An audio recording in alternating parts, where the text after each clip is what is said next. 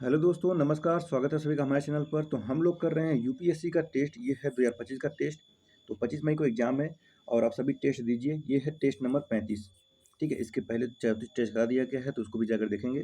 इस टेस्ट का पीडीएफ पाने के लिए टेलीग्राम से जुड़ जाइए। टेलीग्राम का लिंक है PR नॉलेज रिसर्च सेंटर को शॉर्ट में लिखेंगे 2024 लिखेंगे, तो ये आपको टेलीग्राम का लिंक मिल जाएगा। यहाँ से आपको पीडीएफ और जो भी वीडियो आने वाला होता है वो उसकी जो पूरी जानकारी आपको मिलती है। कोई आपका डाउट होता है तो वो भी आप वहाँ से बता सकते हैं। तो ज़रूरी है कि आप टेलीग्राम से जुड़ जाइए और जो कोई समस्या हो बता सकते हैं, आपका सॉल्यूशन वहाँ पे किया जाएगा।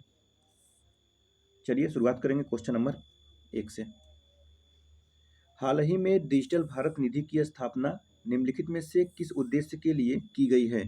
डिजिटल डिजिटल भारत निधि की स्थापना रुकी हुई ई गवर्नेंस परियोजनाओं पर तेजी से कार्य करना, या तो कृषि विस्तार सेवाओं की पहुंच में वृद्धि करना, या तो अल्प सेवित दूर दराज ग्रामीण क्षेत्रों में दूरसंचार योजनाओं को वित्त पोषित करना, या तो राष्ट्रीय शिक्षा नीति के तहत ई लर्निंग को बढ़ावा देना। Question number first.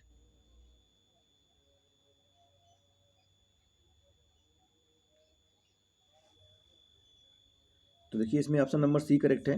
ये अल्प सेवित दूर दराज ग्रामीण क्षेत्रों में दूरसंचार योजनाओं को वित्त पोषित करना है।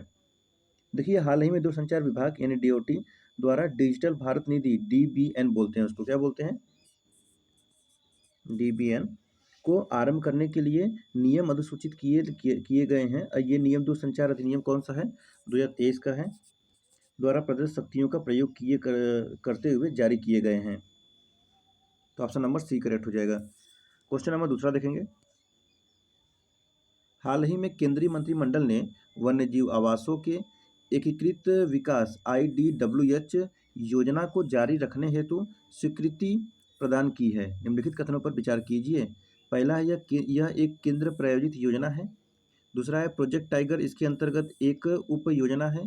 तीसरा है, इसका उद्देश्य संरक्षित क्षेत्रों और संरक्षित क्षेत्रों के बाहर वन्य जीवों की सुरक्षा दोनों को सहायता प्रदान करना है। कितने सही हैं? केवल एक, केवल दो, सभी तीन, या तो कोई नहीं? Question number 2। तो ये एक केंद्र प्रायोजित योजना है, बिल्कुल सही बात है। प्रोजेक्ट टाइगर इसके अंतर्गत एक उप योजना है, सही है। इसका उद्देश्य संरक्षित क्षेत्रों और संरक्षित क्षेत्रों के बाहर वन्य जीवों की सुरक्षा दोनों को सहायता प्रदान करना है। तीनों कथन सही है। ऑप्शन नंबर सी लग जाएगा। तीनों के तीनों कथन बिल्कुल सही है। ठीक है, चलिए क्वेश्चन नंबर तीसरा देखेंगे। हाल ही में केंद्रीय मंत्रिमंडल ने प्रधानमंत्री जनजातीय उन्नत ग्राम अभियान PM जुगा को मंजूरी दे दी है। इस योजना का मुख्य उद्देश्य क्या है?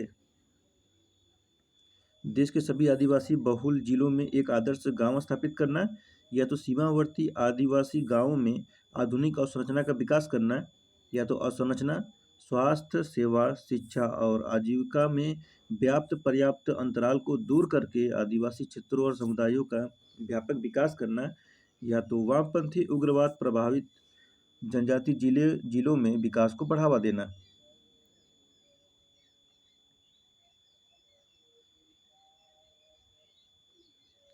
तो देखिए, हाल ही में हुआ ये, केंद्रीय मंत्रिमंडल ने प्रधानमंत्री जनजातीय उन्नत ग्राम अभियान को मंजूरी दे दी है। तो ये अवसंरचना जो है, ये स्वास्थ्य सेवा, शिक्षा और आजीविका में महत्वपूर्ण अंतराल को कम करके आदिवासी क्षेत्रों और समुदायों के व्यापक विकास की परिकल्पना करता है। इसमें ऑप्शन नंबर सी करेक्ट हो जाएगा।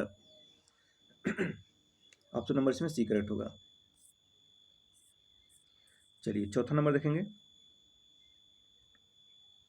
हाल ही में सुर्खियों में रहने वाली ब्रेन कंप्यूटर इंटरफेस तकनीक एक क्या है? यह ऐसी एल्गोरिदम है जो सोशल मीडिया प्लेटफॉर्म को मानव मूड को समझने और उसके अनुसार कंटेंट प्रदान करने में मदद करती है। या तो दूसरा, ऐसी तकनीक है जो कैंसर के उपचार के लिए मस्तिष्क की बेहतर कल्पना करने में मदद करती है। या तो तीसरा, ऐसी प्रणाली है जो आर्टिफिशियल इंटेलिजेंस का उपयोग करके मस्तिष्क के कार्य को बढ़ाती है। या तो चौथा, ऐसी तकनीक है जो उपयोगकर्ता को मस्तिष्क के संकेतों का उपयोग करके बाहरी उपकरणों को संवाद करने या नियंत्रित करने की अनुमति देती है। Question number 4। Brain computer interface तकनीक। ठीक है, तो इसमें देखेंगे चौथा नंबर करेक्ट है। यह ऐसी तकनीक है जो उपयोगकर्ताओं को मस्तिष्क के संकेतों का उपयोग करके बाहरी उपकरणों को संवाद करने या नियंत्रित करने की अनुमति देती है। ऑप्शन नंबर चौथा सही है। चलिए 5 नंबर लगाएंगे। हाल ही में टाइप 1 मधुमेह महिला का स्टेम सेल प्रत्यारोपण का उपयोग करके उपचार किया गया था। इस संदर्भ में स्टेम सेल के संबंध में निम्नलिखित कथनों पर विचार कीजिए। पहला है ये वे विशेष कोशिकाएं हैं जो स्वयं को नवीनीकृत नहीं कर सकती। तो ये दूसरा है भ्रूण स्टेम सेल स्टेम सेल का एकमात्र प्रमुख स्रोत है। तो वही कौन सा सही है? केवल एक, केवल दो, दोनों सही या दोनों गलत?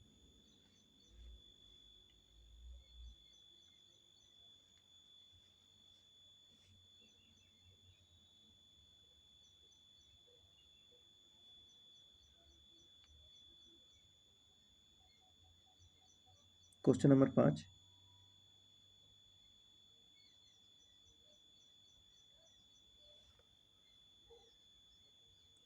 चलिए देखेंगे। वे विशेष कोशिकाएं हैं जो स्वयं को नवीनीकृत नहीं कर सकती हैं। पहला कथन, तो पहला कथन सही है। और दूसरा है कि भ्रूण स्टेम सेल का एकमात्र प्रमुख स्रोत है, तो दूसरा गलत है। देखिए इसमें भ्रूण और वयस्क ऊतक दोनों होते हैं, मतलब वयस्क स्टेम कोशिकाएं होते हैं, दोनों होते हैं। तो ऑप्शन नंबर ए लगा देंगे। क्वेश्चन नंबर 6 देखेंगे। भूस्खलन के संदर्भ में निम्नलिखित कथनों पर विचार कीजिए। पहला है पश्व आवर्तन के साथ शैल मलबा की एक या कई इकाइयों के फिसलन को अवसर्पण कहते हैं। तो दूसरा कथन है किसी भी खड़ी ढाल पर शैल खंड का स्वतंत्र रूप से गिरना मलबा पतन है। और तीसरा है संस्तर जोड़ या भ्रंश के नीचे पृथक शैल बृहद के स्खलन को शैल स्खलन कहते हैं। कौन सा कथन सही है? एक और तीन, ओनली टू, एक और दो, या तो केवल एक? Question number 6।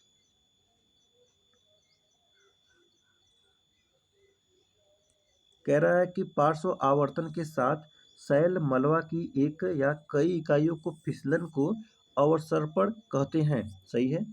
दूसरा कहता है किसी भी खड़ी ढाल पर शैल खंड का स्वतंत्र रूप से गिरना मलबा पतन है। तो दूसरा कथन गलत हो जाएगा। देखिए मलबा पतन जो है, मलबा पतन में खड़े या प्रलंबी फलक से मृदा मलबा प्रायः स्वतंत्र रूप से गिरता है, इसलिए दूसरा कथन गलत है। तीसरा है संस्तर जोड़ या भ्रंश के नीचे पृथक शैल बृहद के स्खलन को शैल स्खलन कहते हैं। तो तीसरा कथन सही है। तो एक और तीन सही है, ऑप्शन नंबर ए लगा देंगे। चलिए क्वेश्चन नंबर 7 देखेंगे। 7 क्या है? हाल ही में 16 सितंबर को विश्व ओजोन दिवस मनाया गया। इस संदर्भ में निम्नलिखित ओजोन क्षयकारी पदार्थों पर विचार कीजिए। Carbon tetrachloride, CFC chlorofluorocarbon, methyl bromide, halon और मिथाइल क्लोरोफॉर्म। क्या पूछ रहा है? कह रहा है कि ओजोन परत की रक्षा के प्रयासों में भारत द्वारा उपरोक्त ओजोन क्षयकारी पदार्थों में से कितने को सफलतापूर्वक समाप्त कर दिया गया है? चलिए ऑप्शन देख लीजिए। केवल दो, केवल तीन, केवल चार, या तो सभी पाँच। ठीक है, अब चलिए यहाँ पर देख लीजिए और आंसर करिए।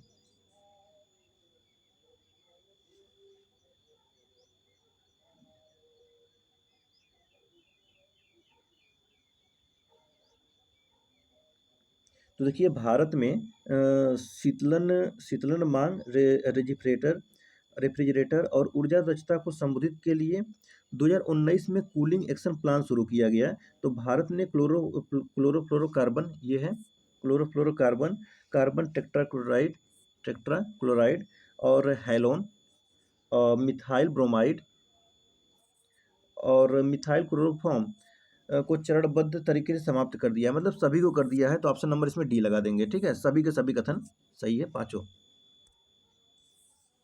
क्वेश्चन नंबर 8 देखेंगे। विश्व शिल्प शहरों की मान्यता के संदर्भ में निम्नलिखित कथनों पर विचार कीजिए। पहला है विश्व शिल्प शहर का पदनाम यूनेस्को द्वारा प्रदान किया जाता है। तो वही दूसरा है हाल ही में अहमदाबाद को विश्व शिल्प शहर के रूप में मान्यता दी गई है। कितने सही हैं? केवल एक, केवल दो, दोनों सही है, दोनों गलत?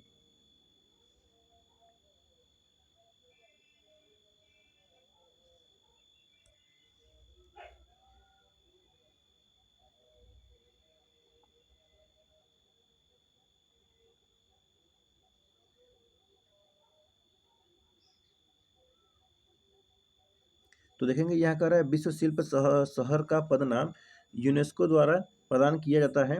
तो पहला कथन गलत है। क्यों? तो देखेंगे हाल ही में श्रीनगर ने विश्व शिल्प परिषद से विश्व शिल्प शहर का टैग अर्जित किया है। ठीक है, विश्व शिल्प शहर का टैग तो विश्व शिल्प परिषद से किया है। वही दूसरा है कि हाल ही में अहमदाबाद को विश्व शिल्प शहर के रूप में मान्यता दी गई है। तो दूसरा कथन भी इसमें हो जाएगा गलत। क्यों? तो श्रीनगर विश्व शिल्प परिषद द्वारा विश्व शिल्प शहर के रूप में मान्यता प्राप्त करने वाला चौथा भारतीय शहर बन गया है। ठीक है, और विश्व शिल्प शहर कार्यक्रम के तहत जयपुर राजस्थान और मम्मालपुरम तमिलनाडु और मैसूर कर्नाटक को भारत से शिल्प शहरों के रूप में शामिल किया गया है। तो इसलिए दूसरा कथन गलत है, अहमदाबाद। तो पहला भी गलत, दूसरा भी गलत, तो क्या लग जाएगा? ऑप्शन नंबर डी लगा देंगे। दोनों के दोनों कथन बिल्कुल गलत है। क्वेश्चन नंबर 9 देख लीजिए। निम्नलिखित में से कौन से संगठन ने वैश्विक साइबर सुरक्षा सूचकांक GCI 2024 जारी किया? WTO, ITU, WEF या OECD? WTO मतलब विश्व व्यापार संगठन, अंतर्राष्ट्रीय दूरसंचार संघ, विश्व आर्थिक मंच या तो आर्थिक सहयोग और विकास संगठन। Question number 9। क्वेश्चन नंबर 9 इसमें ऑप्शन नंबर बी लगाना है। तो देखेंगे अंतर्राष्ट्रीय दूरसंचार संघ ने वैश्विक साइबर सुरक्षा सूचकांक GCI 2024 जारी किया। भारत रोल मॉडल देशों में 46 इसमें देशों में शामिल हुआ। तो 46 देश भारत सहित टीयर 1 अर्थात रोल मॉडलिंग वाले देशों में शामिल है, जो सभी 5 साइबर सुरक्षा स्तंभों की मजबूत प्रतिबद्धता प्रदर्शित करते हैं। ऑप्शन नंबर बी करेक्ट है। चलिए क्वेश्चन नंबर देखते हैं 10। हाल ही में भारत के प्रधानमंत्री ने ब्रुनेई दारुसलाम की पहली द्विपक्षीय यात्रा की। इस संदर्भ में ब्रुनेई के संबंध में निम्नलिखित कथनों पर विचार कीजिए। पहला है, यह बोर्नियो द्वीप पर स्थित एक दक्षिण पूर्व एशियाई देश है।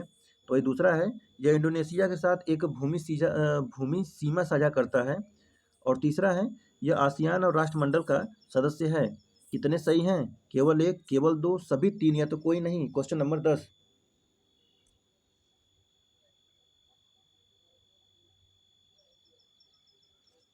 यह बोर्नियो द्वीप पर स्थित एक दक्षिण पूर्व एशियाई देश है। पहला सही। दूसरा, यह इंडोनेशिया के साथ एक भूमि साझा करता है। तो दूसरा कथन गलत हो जाएगा।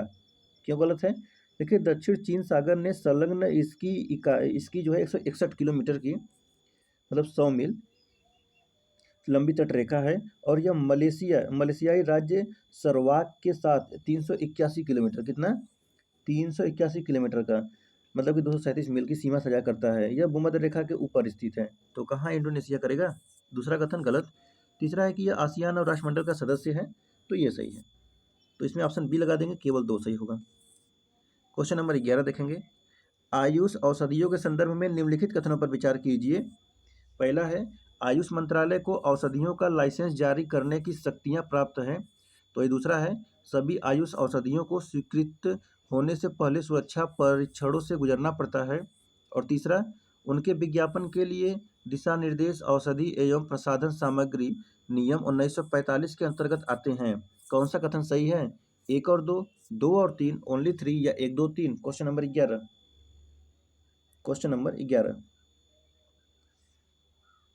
चलिए, पहला कहता है कि आयुष मंत्रालय को औषधियों का लाइसेंस जारी करने की शक्तियां प्राप्त हैं। तो पहला कथन गलत है। देखिए, औषधि एवं प्रसाधन सामग्री अधिनियम 1940 और इसके अंतर्गत बनाए गए नियम 1945 में निर्धारित हैं। आयुर्वेद, सिद्ध, यूनानी और होम्योपैथिक औषधियों की गुणवत्ता नियंत्रण औषधि लाइसेंस जारी करने से संबंधित कानूनों प्रावधानों को लागू करने का अधिकार संबंध राज्य या संघ शासित प्रदेश सरकार द्वारा लागू होता है। ठीक है, तो पहला कथन गलत है। तो वही दूसरा है कि सभी आयुष औषधियों को स्वीकृति के होने से पहले सुरक्षा परीक्षणों से गुजरना पड़ता है। सुरक्षा परीक्षणों से गुजरना पड़ता है। दूसरा कथन भी हो जाएगा गलत। तीसरा है कि उनके विज्ञापन के लिए दिशा निर्देश औषधि एवं प्रसाधन सामग्री नियम 1945 के अंतर्गत आते हैं। तो ये तो सही है। ऑप्शन सी लगा देंगे, इसमें केवल 3 होगा। चलिए 12 नंबर देख लीजिए। भारत और खाड़ी सहयोग परिषद GCC के संबंधों के संदर्भ में निम्नलिखित कथनों पर विचार कीजिए। पहला है, 2020-21 तक भारत के प्रेशर का लगभग 30% GCC क्षेत्र से प्राप्त हुआ था। तो ये दूसरा है, भारत के तेल आयात में जीसीसी देशों की हिस्सेदारी 50% से अधिक तथा गैस आयात में 70% है। कितने सही हैं? केवल एक, केवल दो, दोनों सही है, दोनों गलत।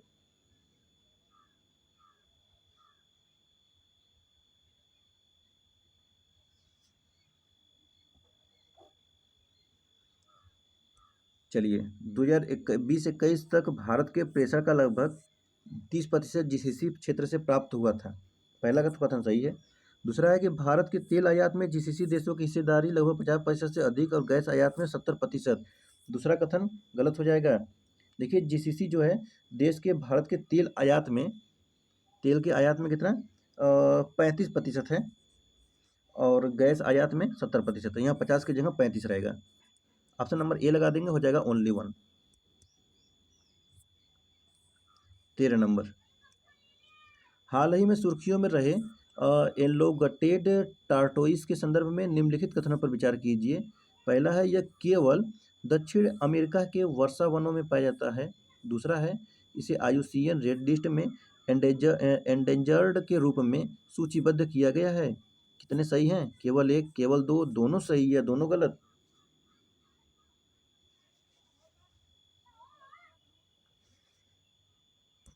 चलिए, ये कह रहा है कि दक्षिण अमेरिका के वर्षा वनों में पाया जाता है, तो पहला कथन भी गलत है।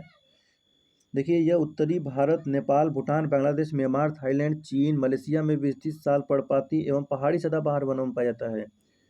ठीक है। और दूसरा है कि यह कह रहा है कि IUCN के रेड लिस्ट में, तो देखिए ये है रेड लिस्ट में क्रिटिकल इंडेंजर्ड है। ठीक है, क्रिटिकल इंडेंजर्ड है, तो दूसरा भी गलत है। ऑप्शन नंबर क्या लगा देंगे? डी लगा देंगे। चलिए, 14 नंबर देख लीजिए। हाल ही में securities and exchange board of India foreign venture capital investors संशोधन विनियम 2024 निर्धारित किए गए हैं। इस संदर्भ में निम्नलिखित में से कौन सा वेंचर कैपिटल फंड का सर्वोत्तम रूप से वर्णन करता है? पहला है, यह कोष जो कमोडिटी और विदेशी मुद्रा बाजारों में व्यापार करने के लिए ऋण प्रदान करता है। तो ये दूसरा है, एक कोष जो व्यवसायों में इक्विटी हिस्सेदारी के बदले में उच्च जोखिम उच्च रिटर्न वाले निवेश प्रदान करता है। और तीसरा है, ये एक कोष जो केवल सरकारी बॉन्ड और प्रतिभूतियों में निवेश करता है।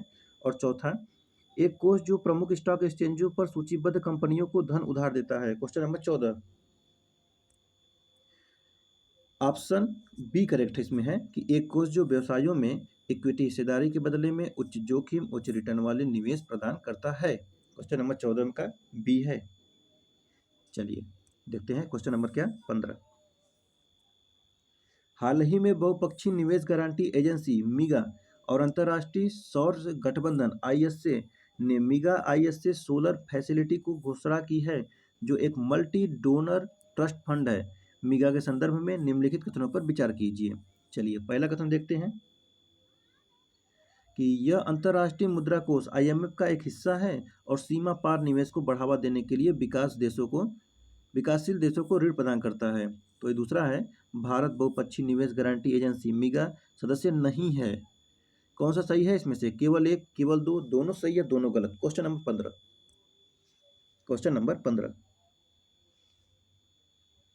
तो देखिए, हाल ही में बहुपक्षीय निवेश गारंटी एजेंसी मतलब क्या है? मीगा। और ये ISA ने मीगा ISA सोलर फैसिलिटी की घोषणा किया है।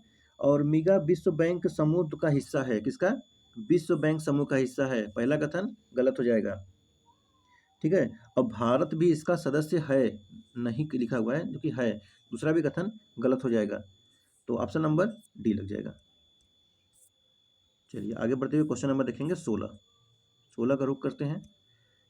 हाल ही में गृह मंत्रालय ने राष्ट्रीय आपदा मोचन निधि NDRF और राज्य आपदा मोचन निधि SDRF भीतर recovery and restriction R&R funding window पर दिशा निर्देश जारी किए हैं। इस संबंध में NDRF और SDRF के संदर्भ में निम्नलिखित कथनों पर विचार कीजिए। पहला है, इसकी स्थापना आपदा प्रबंधन अधिनियम 2005 के तहत की गई। और दूसरा है, SDRF और NDRF के अंतर्गत धनराशि का आवंटन क्रमिक वित्तीय आयोग की सिफारिशों के आधार पर किया जाता है। कौन सा कथन सही है? केवल एक, केवल दो, दोनों सही है, दोनों गलत। Question number 16।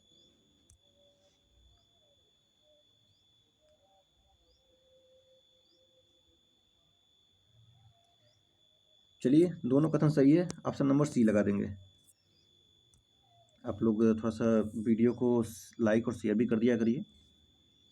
क्वेश्चन नंबर 17 है, हाल ही में लॉन्च किए गए एक मंच भास्कर को निम्नलिखित में से किस उद्देश्य के लिए तैयार किया गया है? भास्कर विनिर्माण क्षेत्र में प्रत्यक्ष विदेशी निवेश को बढ़ावा देना, उद्यमशील इकोसिस्टम के भीतर हितधारकों के बीच सहयोग को केंद्रीकृत सुव्यवस्थित करना और उसे बढ़ावा देना, और तीसरा है कृषि उत्पादकता और निर्यात को बढ़ावा देना, या तो चौथा ग्रामीण विद्युतीकरण के लिए अवसंरचना का विकास करना। कौन सा कथन सही होगा?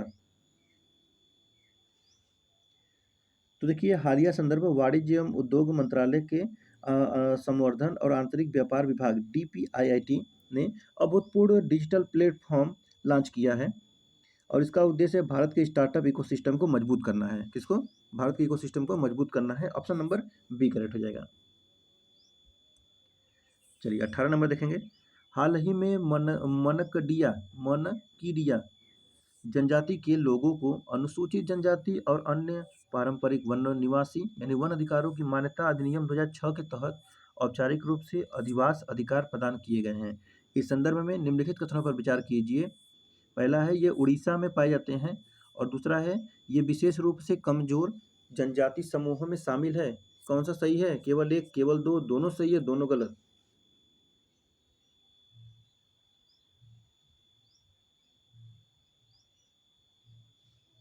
तो ये उड़ीसा में पाए जाते हैं, सही है।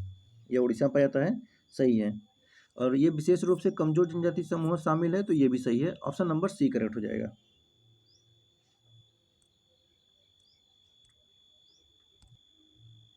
तो चलिए, अब आगे बढ़ेंगे क्वेश्चन नंबर 19 की तरफ। हेपेटाइटिस ई वायरस HEV के संदर्भ में निम्नलिखित कथनों पर विचार कीजिए। पहला है, यह एक डबल स्टैंडर्ड RNA वायरस है, और दूसरा है, सूरों में HEV के ऐसे स्ट्रेन पाए जाते हैं जो मनुष्यों को संक्रमित करते हैं, और तीसरा है, यह मुख्यतः मल मौखिक मार्ग से प्रसारित होता है, विशेषकर दूषित जल और भोजन के माध्यम से, और चौथा है, भारत में तीव्र HEV के उपचार के लिए टीका उपलब्ध है। कौन सा कथन सही है? केवल एक, केवल दो, केवल तीन है, तो सभी चार। क्वेश्चन नंबर 19,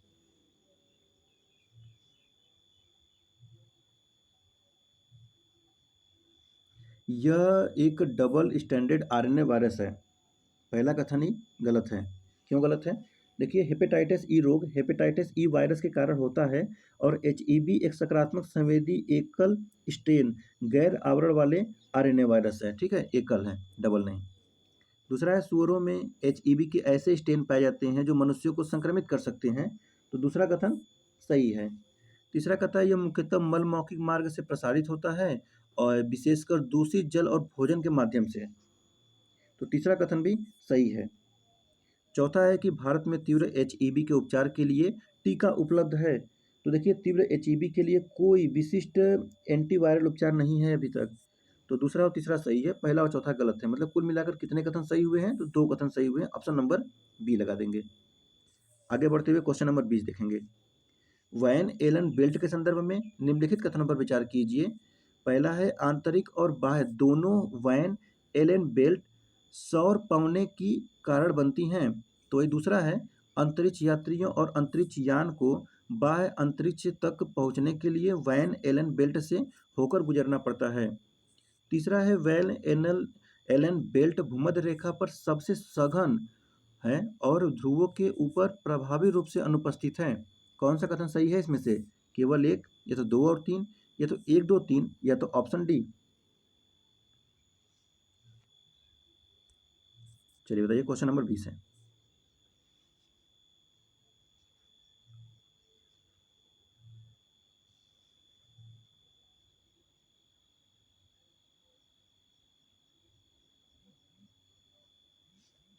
तो देखेंगे यहाँ पर, आंतरिक और बाहरी दोनों वैन एलन बेल्ट सौर पवने के कारण बनती हैं, तो पहला कथन गलत है, दोनों के लिए नहीं है। और दूसरा है कि अंतरिक्ष यात्रियों और अंतरिक्ष यान को बाहरी अंतरिक्ष तक पहुंचने के लिए वैन एलन बेल्ट से होकर गुजरना पड़ता है, तो ये सही है। और तीसरा है, वैन एलन बेल्ट भूमध्य रेखा पर सबसे सघन है और ध्रुवों के ऊपर प्रभावी रूप से अनुपस्थित है, तो ये भी सही है।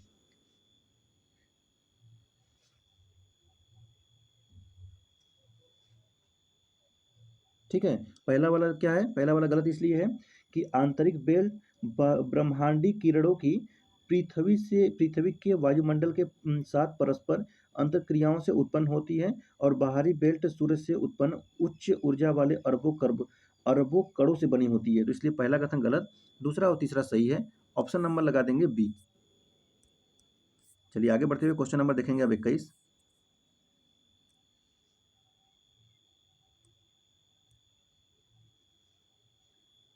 अर्थव्यवस्था के संदर्भ में डच डिजीज पद का क्या अर्थ है? डच डिजीज पद,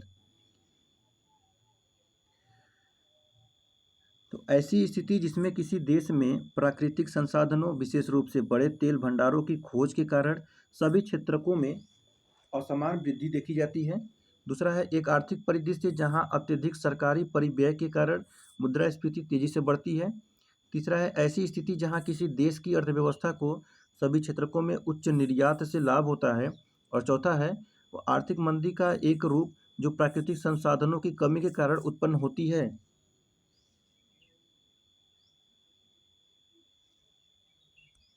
तो देखेंगे इसमें कि हाल ही में प्रधानमंत्री की आर्थिक सलाहकार परिषद ने एक अवलोकन पत्र जारी किया। इसमें भारत में डच डिजीज की व्यापकता पर प्रकाश डाला गया था। तो अर्थशास्त्र में डच डिजीज एक ऐसी परिघटना को संदर्भित करती है जिसमें किसी देश में प्राकृतिक संसाधनों, विशेष रूप से बड़े तेल भंडारों की खोज के कारण विभिन्न क्षेत्रकों में असमान समृद्धि देखी जाती है। ऑप्शन नंबर क्या हो जाएगा? ऑप्शन नंबर ए लगा देंगे। चलिए 22 नंबर देखेंगे। हाल ही में सुर्खियों में रहने वाला स्क्वायर किलोमीटर एरे क्या है ये? यह एक विशाल अंडर वाटर लिसनिंग डिवाइस है जिसका उपयोग अंडर वाटर ज्वालामुखी गतिविधि का पता लगाने के लिए किया जाता है। दूसरा है यह विश्व का सबसे बड़ा रेडियो टेलीस्कोप है जिसे ब्रह्मांड की उत्पत्ति को समझने हेतु डिजाइन किया गया है। तीसरा है यह उपग्रहों का एक नेटवर्क है जिसका उद्देश्य पृथ्वी पर जलवायु परिवर्तनों का अवलोकन करना है। और चौथा है यह महासागर आधारित एक सेंसर नेटवर्क है जिसका उपयोग नौसेना द्वारा पनडुब्बियों का पता लगाने के लिए किया जाता है। Question number 22। क्वेश्चन नंबर 22 देखिए, स्क्वायर किलोमीटर एरे विश्व का सबसे बड़ा रेडियो टेलीस्कोप है। यह अभी निर्माणाधीन है और हाल ही में इसे अपना पहला अवलोकन किया और आंशिक रूप से कार्य करना प्रारंभ किया है। और यह भारत में 2012 में संबंध सदस्य के रूप में एसकेए संगठन में शामिल हुआ था। साथ ही इसने एसकेए टेलीस्कोप के निर्माण पूर्व चरण में सक्रिय रूप से भाग लिया है। ऑप्शन नंबर बी करेक्ट हो जाएगा। ठीक है। एसकेए का ये टेलीस्कोप का क्या उद्देश्य है? तो ये ब्रह्मांड की उत्पत्ति के बारे में समझना है और गुरुत्वीय तरंगों का पता लगाना है, आकाशगंगा और डार्क मैटर और ब्रह्मांडीय चुंबकत्व के विकास को समझना है। ऑप्शन बी करेक्ट इसमें है। चलिए आगे देखेंगे क्वेश्चन नंबर 23। लिगेसी वेस्ट पद का अर्थ क्या है? लिगेसी परमाणु ऊर्जा संयंत्रों द्वारा उत्पादित रेडियोधर्मी अपशिष्ट जिसे सदियों के लिए संग्रहित कर दिया जाता है। दूसरा है उद्योगों द्वारा उत्पन्न हानिकारक रासायनिक अवशिष्ट जिन्हें दीर्घकालिक उपचार की आवश्यकता होती है। चौथा है वर्षा से जमा किया गया पुराना नगरपालिका ठोस अपशिष्ट जो आमतौर पर लैंडफिल या डंप साइट में पाया जाता है। या तो चौथा सैन्य अभियानों के दौरान बची हुई अपशिष्ट वस्तुएं जिसमें परित्यक्त हथियार और गोला बारूद शामिल होते हैं। Question number 23।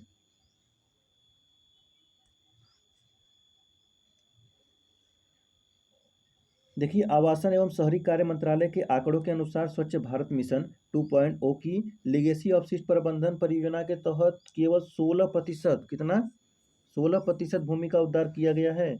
और एसबीएम 2.0 के तहत सभी शहरों के लेगेसी वेस्ट वाले स्थलों को साफ करने के आदेश दिया गया है। यह सामान्यतः लैंडफिल या डंप साइट में पाए जाने वाले पुराने नगर पालिका ठोस अपशिष्ट को संदर्भित करता है। ऑप्शन सी करेक्ट हो जाएगा। ठीक है। चलिए आगे बढ़ते हुए देखेंगे अगला क्वेश्चन। Question number 24। निम्नलिखित में से कौन से देश G4 राष्ट्रों का हिस्सा है जो संयुक्त राष्ट्र सुरक्षा परिषद में अस्थायी सदस्यता के लिए एक दूसरे के दावे का समर्थन करता है? ब्राजील, रूस, भारत, चीन, या जर्मनी, भारत, जापान, ब्राजील, या यूएसए, यूके, फ्रांस, जर्मनी, या तो ब्राजील, जर्मनी, रूस, भारत।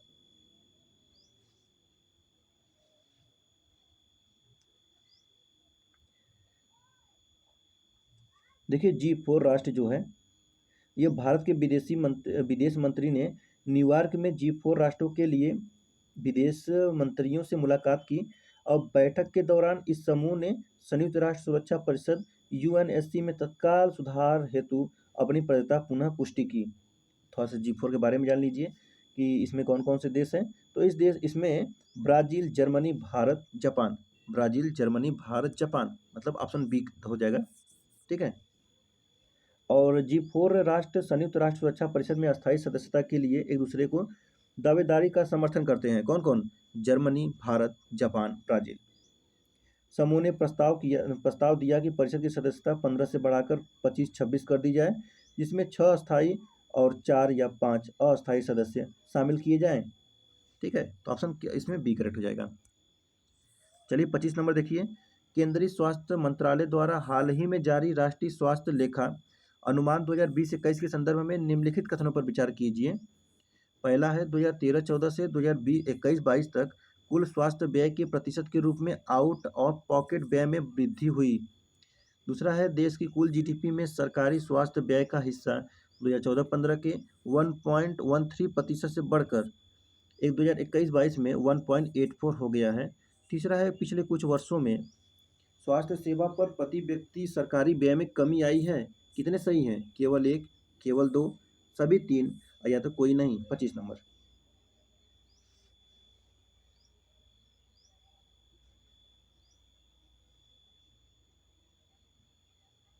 देखिए, पहला कह रहा है कि 2013-14 से 2021-22 तक कुल स्वास्थ्य व्यय के प्रतिशत के रूप में आउट ऑफ पॉकेट व्यय में वृद्धि हुई है। तो पहला कथन गलत है। देखिए, कुल स्वास्थ्य व्यय में से आउट ऑफ पॉकेट व्यय 2013-14 में 64.2% था। 64.2% था, जो 2021-22 में घटकर 39.4 हो गया। तो यहाँ वृद्धि नहीं हुआ था, कमी हुआ था। पहला कथन गलत है। दूसरा है कि देश की कुल जीडीपी में सरकारी स्वास्थ्य का व्यय 2014-15 में 1.13%, जो बढ़कर 2021-22 में 1.84 हो गया। तो ये सही है। तीसरा है कि पिछले कुछ वर्षों में स्वास्थ्य सेवा पर प्रति व्यक्ति सरकारी व्यय में कमी आई है। तो तीसरा सही है। तो 2 और 3 सही है। 2 और तीसरा भी गलत है। तीसरा भी कथन गलत है। तो पहला और तीसरा गलत है, दूसरा कथन सही है। तीसरा में है कि स्वास्थ्य सेवा पर प्रति व्यक्ति सरकारी व्यय में 3 गुना बढ़ गया है। तो पहला और तीसरा गलत है, केवल दूसरा सही है। तो क्या लगाएंगे? ओनली 1 लगा देंगे। ओनली 1, केवल एक कथन सही है। चलिए आगे बढ़ेंगे। 26 नंबर देखेंगे। एल नीनो के संदर्भ में निम्नलिखित कथनों पर विचार कीजिए। पहला है एल नीनो एक जलवायु प्रतिरूप है जो मध्य और पूर्व हिंद महासागर में समुद्र की सतह के तापमान को बढ़ा देता है। तो वही दूसरा है एल नीनो की घटना भारतीय मानसून ऋतु के दौरान होने वाली कम वर्षा से संबंधित है। और तीसरा है एल नीनो का प्रभाव सामान्यतः 9 से 12 महीने तक ही रहता है। कितने सही हैं? ओनली 2 या 1 और 2 या 1 और 3 या 1 2 3। 26 नंबर, क्वेश्चन नंबर 26। तो एल नीनो एक जलवायु प्रतिरूप है जो मध्य और पूर्वी हिंद महासागर में समुद्र की सतह के तापमान को बढ़ा देता है। तो पहला कथन गलत है। दूसरा है कि एल नीनो की घटना भारतीय मानसून ऋतु के दौरान होने वाली कम वर्षा से संबंधित है। तो दूसरा सही है। तीसरा है कि एल नीनो का प्रभाव सामान्यतः 9 से 12 महीने तक रहता है। तो तीसरा कथन गलत है। ऑप्शन नंबर बी ए लगा देंगे, हो जाएगा ओनली 2। चलिए आगे बढ़ते हुए देखेंगे अगला क्वेश्चन नंबर 27। निम्नलिखित कथनों पर विचार कीजिए। पहला है पृथ्वी का वायुमंडल गर्म होता है क्योंकि यह पृथ्वी की सतह से ऊष्मा को अवशोषित करता है। दूसरा है अभिवमन वह प्रक्रिया है जिसके द्वारा पृथ्वी प्रत्यक्ष संपर्क के माध्यम से वायुमंडल की निचली परतों में ऊष्मा पहुंचाती है। कौन सा सही है? केवल 1, केवल 2, दोनों सही है, दोनों गलत।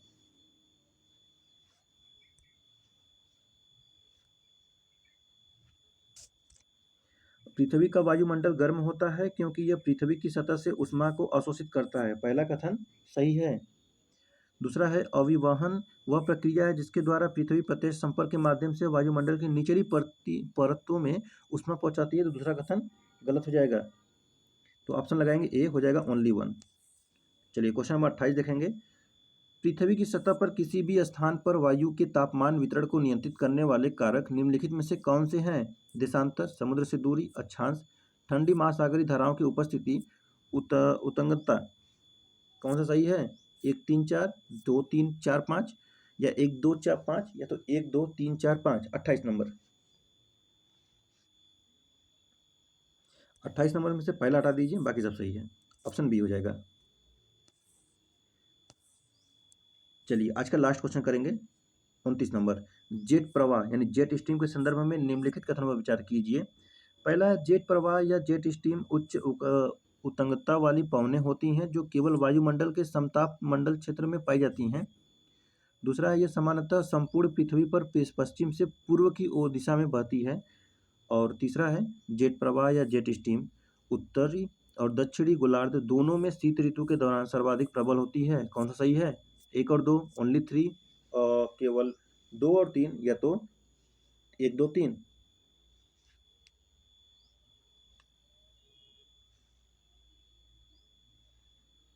पहला कह रहा है कि जेट प्रवाह या जेट स्ट्रीम उच्च उत्तंगता वाली पवनें होती हैं जो केवल वायुमंडल के समताप मंडल क्षेत्र में पाई जाती हैं। तो पहला कथन ही गलत है। देखिए, जेट प्रवाह या जेट स्ट्रीम जो है लंबी दूरी तय करने वाली संकरी तेज गति से बहने वाली घुमावदार परिध्रुवीय पवनें होती हैं। सामान्य तौर पर ये मध्य और ऊपरी क्षोभ मंडल या निचले समताप मंडल में उत्तर पूर्व, पूर्व और दक्षिण पूर्व की ओर बहती हैं। पहला कथन गलत है। दूसरा है कि सामान्यतः संपूर्ण पृथ्वी पर पश्चिम से पूर्व की दिशा में बहती है, सही है। तीसरा है, यह शीत ऋतु में होती है उत्तरी और दक्षिणी गोलार्ध में, तो सही है। तो ऑप्शन सी लगा देंगे, हो जाएगा 2 और 3। ठीक है, तो चलिए आज के लिए इतना ही रहेगा। टेस्ट नंबर ये 35 चल रहा है और इसका पीडीएफ पाने के लिए PR नॉलेज रिसर्च सेंटर 2024 लिख लीजिए। आपको इसका टेलीग्राम मिल जाएगा, टेलीग्राम पे लिंक, और यहाँ पे जाके जो भी वीडियो का इन्फॉर्मेशन होता है, जो भी पीडीएफ रहेगा, सबका यहाँ पर इन्फॉर्मेशन प्रोवाइड किया जाता है, पीडीएफ प्रोवाइड कराया जाएगा। और जो कोई भी आपका डाउट रहे तो आप यहाँ मिल सकते हैं और अपना डाउट सेशन पूछ सकते हैं। तो चलिए फिर मिलते हैं नेक्स्ट वीडियो में। आप सभी का बहुत बहुत धन्यवाद। जय हिंद, जय भारत।